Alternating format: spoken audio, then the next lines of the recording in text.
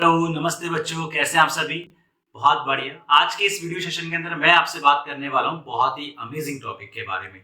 हम बात करेंगे रेस्पिरेशन के बारे में। रेस्पिरेशन का एक बहुत छोटा टॉपिक है कि इंट्रा मॉलिक्यूलर रेस्पिरेशन क्या होता है और इंटर मॉलिक्यूलर रेस्पिरेशन क्या होता है, ये हमारा टॉपिक है। तो सबसे पहले अपन चलेंगे अपनी स्लाइड पे। ओके बेटा, तो सबसे पहले अपन बात करेंगे इंटर मॉलिक्यूलर रेस्पिरेशन क्या होता है, फिर बात करेंगे इंट्रा मॉलिक्यूलर रेस्पिरेशन क्या होता है।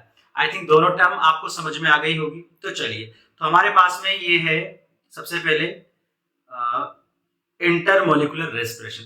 तो आपको ये बात समझनी है यहाँ पर कि इंटर मॉलिक्यूलर रेस्पिरेशन जो होता है वो किसके लिए यूज किया जाता है यहाँ पर बेटा। तो ये जो टर्म होती है वो यूज की जाती है एरोबिक रेस्पिरेशन के लिए। किसके लिए बेटा? एरोबिक रेस्पिरेशन के लिए। तो एरोबिक रेस्पिरेशन के लिए हम ये टर्म यूज करते हैं। होता क्या है एक्चुअली, एरोबिक रेस्पिरेशन जो होता है उसमें आपको पता है ग्लूकोज प्लस जब हम रिएक्शन लिखते हैं बेटा और ऑक्सीजन, करेक्ट ना। तो इन दोनों मॉलिक्यूल के बीच में इंटरेक्शन होती है। क्या होती है? Interaction between these two molecules. तो यहां आप लिख सकते हो interaction, okay, between these two molecule, correct बेटा? आई डोंट थिंक सो कोई दिक्कत होगी आपको। तो अब देखिए यहाँ पर इंटर रिएक्शन हो रही है ना दो मॉलिक्यूल के बीच में, इस वजह से हम क्या कह सकते हैं, इसको इंटर मॉलिक्यूलर रेस्पिरेशन बोला जाता है। नीट के लिए इंपॉर्टेंट कॉन्सेप्ट हो जाता है ये, और इंपॉर्टेंट टर्म हो जाती है, कई बार पूछ लेते हैं। ओके बेटा, तो आप ध्यान रखेंगे कि एरोबिक रेस्पिरेशन में ये टर्म यूज की जाती है या एरोबिक रेस्पिरेशन के लिए ये टर्म यूज की जाती है, क्योंकि यहां पर दो मॉलिक्यूल के बीच में इंटरेक्शन हो रही है, करेक्ट ना बेटा।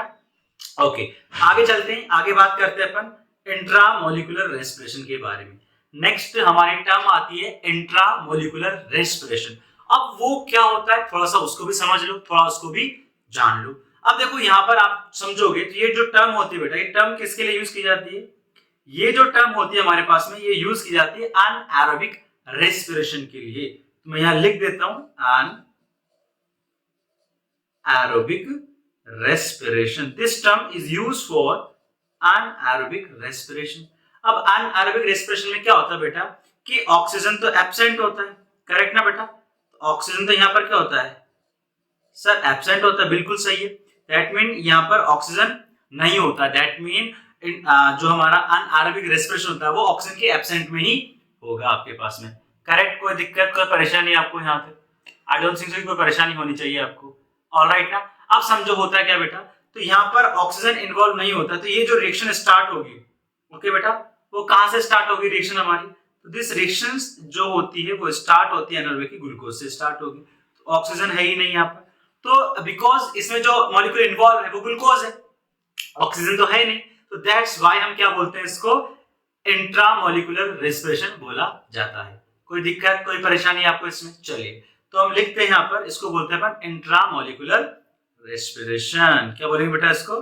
इंट्रामोलिकुलर रेस्पिरेशन, करेक्ट ना बेटा। बिकॉज यहाँ पर देख सकते हो आप कि ग्लूकोज ही है, ऑक्सीजन तो है ही नहीं हमारा। ऑक्सीजन तो क्या होता है? एब्सेंट होता है। तो फिर ये मॉलिक्यूल ही हमारा ग्लूकोज जो होता है वो मॉलिक्यूल ही हमारा क्या करेगा इसमें? पार्टिसिपेट करता है। आई होप आपको ये कहानी समझ में आई होगी इंट्रामोलिकुलर रेस्पिरेशन के बारे में और इंटरमोलिकुलर रेस्पिरेशन के बारे में। इसी तरह के अमेजिंग कॉन्सेप्ट आप समझना चाहते हैं तो हमारे जीसीएस मेंटर्स को आप सब्सक्राइब करें। ये वीडियो अच्छा लगे तो इसको लाइक जरूर करें, और कुछ भी आपका जो फीडबैक हो वीडियो से related, if you are satisfied then comment section में आप मेंशन करें। अगर आप सेटिस्फाइड नहीं हैं तो भी आप कमेंट सेक्शन में मेंशन करें। ऑलराइट बेटा, and best of luck for your bright future. आप जिंदगी में खूब तरक्की करें और हमेशा अच्छे इंसान बने रहें। एंड बाय बाय, मिलेंगे नेक्स्ट वीडियो के अंदर जिसमें हम बात कर रहे होंगे किसी और अमेजिंग टॉपिक के बारे में। बाय बच्चों।